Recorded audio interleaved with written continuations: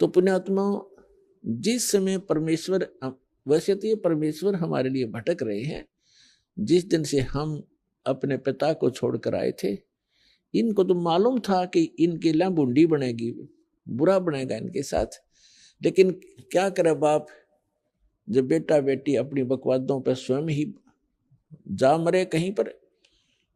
जैसे पुण्यात्माओं,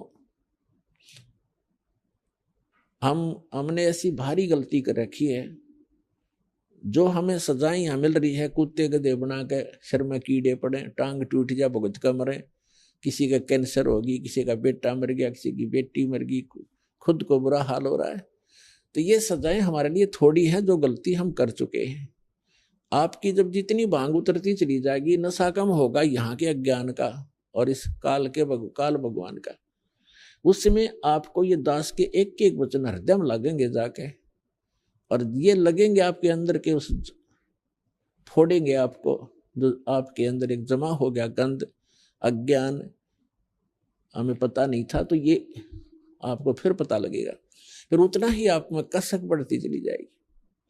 हमने सतलोक में सारे सुख थे, जितने भी नकली संत हैं आज तक का, किसी का इतिहास उठाकर देख लो, वेदों के जानकार विद्वान कहलावें और परमात्मा को निराकार बतावें।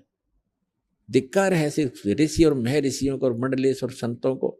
वेदों में साकार है, नर आकार है, परमात्मा ऊपर के लोक में रहता है, वहां से गति करके आता है और अपनी अच्छी आत्माओं को ज्ञान प्रचार के लिए, ज्ञान देने के लिए आता है। ऐसे बाइबल के अंदर उत्पत्ति ग्रंथ में स्पष्ट किया है कि परमात्मा ने 6 दिन में सृष्टि रची और उसने 6ठे दिन मानव को रचा और उसको अपने जैसा रचा, अपने जैसी उसकी अपने स्वरूप के अनुसार उसकी उत्पत्ति की, नर और नारी करके उसको उत्पन्न किया। तो कैसा है भगवान? सारा ईसाई समाज कहता है गॉड इज फॉर्मलेस, कोई बात हुई? परमात्मा निराकार है। पूरा हिंदू समाज कहता है भगवान निराकार है, पूरा सिख समाज कहता है परमात्मा निराकार है। तो ये, और ऐसे ही पूरा मुसलमान धर्म कहता है परमात्मा बेचून है, निराकार है। और सभी सदग्रंथ, हमारे धर्म ग्रंथ बताते हैं परमात्मा से शरीर है, नर आकार है, मनुष्य दृश्य, उसका नाम कबीर है। और वही परमात्मा है जो काशी के अंदर एक धानक रूप में, एक जुल्हा रूप में आए थे। ये परमात्मा है, सबके जनक हैं, ये हमारे हमदर्द हैं। तो जो प्रसंग चल रहा है हम उसी पर आते हैं कि वो परमात्मा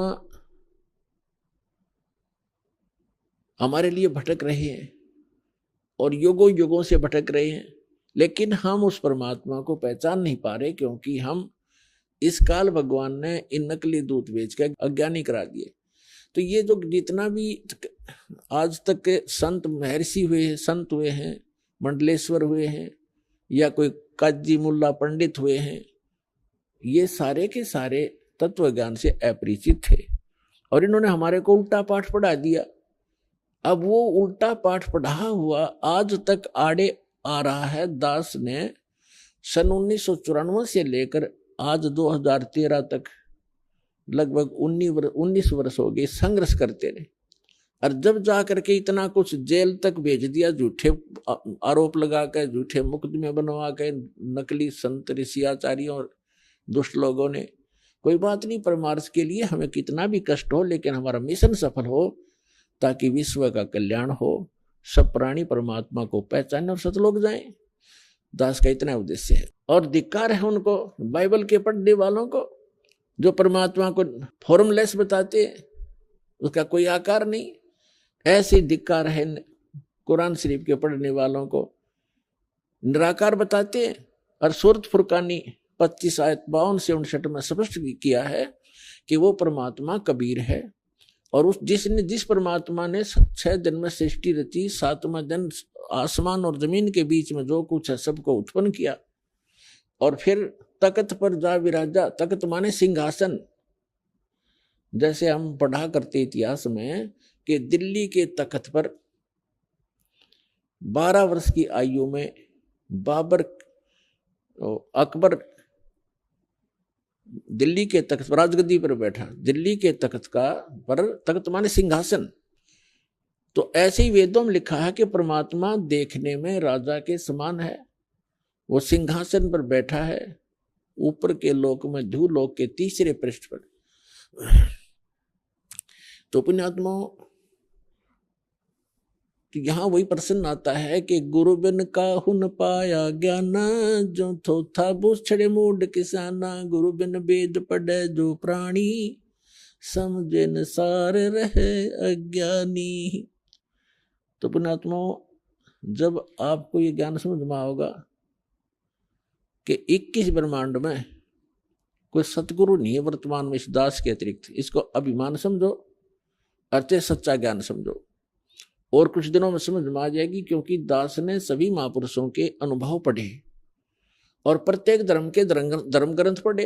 प्रत्येक धर्म ग्रंथ वर्तमान के जितने भी मार्गदर्शक हैं अपने ही सदग्रंथों से अपरिचित, वो खाक गुरु है, गुरु खाक सतगुरु है वह। और सतगुरु से नीचे कोई अपनी जो है ना पोस्ट नहीं बताता, सतगुरु से नीचे कोई बात नहीं करते, सभी बोली श्रद्धालु कहते हमारे सतगुरु हैं। तो सतगुरु का जब ज्ञान होगा तब आपको पता चलेगा कि सतगुरु किसे कहते हैं।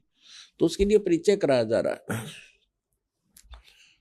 तो जैसे प्रसंग एक पॉइंट को पुण्यात्माओं आपके हृदय में जमाने के लिए एक बिंदु पर बहुत से उदाहरण दिए जाते हैं, तब जाकर के आपका अंदर का मैल, वो अज्ञान खुरचा जाता है। और उसके खुश को खुरच के ही, जैसे समझदार पेंटर जो होता है, पुराने पेंट ने खूब तारेगा, 20-20 बार रेग मारना पड़े भले उसको, तभी वो ओरिजिनल पेंट ठहरेगा उस पर, ना वो टेकने ना दे, उसने पापड़ी पाट जा। तो इसलिए दास सोचता है, को पता है कि जब तक पुराने रंग को नहीं उतारा जाएगा तो नेक्स्ट टिक ही नहीं सकता।